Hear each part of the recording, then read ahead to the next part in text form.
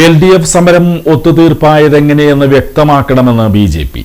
ദേശീയപാതാ നിർമ്മാണ കമ്പനിക്കെതിരെ മുനിസിപ്പാലിറ്റിയിൽ LDF നടത്തിയ സമരം പെട്ടെന്ന് അവസാനിപ്പിക്കപ്പെട്ടതെങ്ങനെയെന്ന് വ്യക്തമാക്കണമെന്ന് BJP മണ്ഡലം കമ്മിറ്റി ആവശ്യപ്പെട്ടു. ഡ്രഡ്ജിംഗ് മണൽ കടത്താത്ത റോഡുകളായ ഗുരുശ്രീ മങ്ങാട്ടുപാടം റോഡ്, VK രാജൻ സ്മാരക റോഡ് എന്നിവയുടെ കരാർ യഥാർത്ഥത്തിൽ ഏത് സ്ഥാപനത്തിനാണ് ലഭിച്ചതെന്ന് നഗരസഭ ഔദ്യോഗികമായി വ്യക്തമാക്കണം.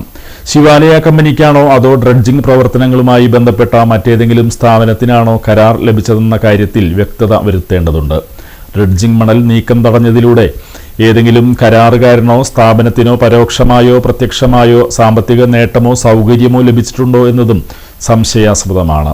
ടെൻഡർ നേടിയ കരാറുകാരൻ ആദ്യം എത്തിച്ച മെറ്റീരിയൽ ദേശീയപാതാ നിർമ്മാണത്തിനായി ഉപയോഗിക്കുന്നതാണെന്നും പിന്നീട് അത് നഗരസഭയുടെ ഗുണനിലവാര പരിശോധനയിൽ അംഗീകരിക്കപ്പെട്ടിട്ടില്ലെന്നും വിവരങ്ങൾ പുറത്തുവന്നിട്ടുണ്ട്. ഗുണനിലവാരം സംബന്ധിച്ച് സംശയങ്ങൾ ഉയർന്ന സാഹചര്യത്തിൽ ബന്ധപ്പെട്ട കരാറുകാരൻ നിർവഹിച്ച മുഴുവൻ പ്രവൃത്തികളും സ്വതന്ത്ര ഏജൻസിയെ കൊണ്ട് അന്വേഷിപ്പിക്കണം.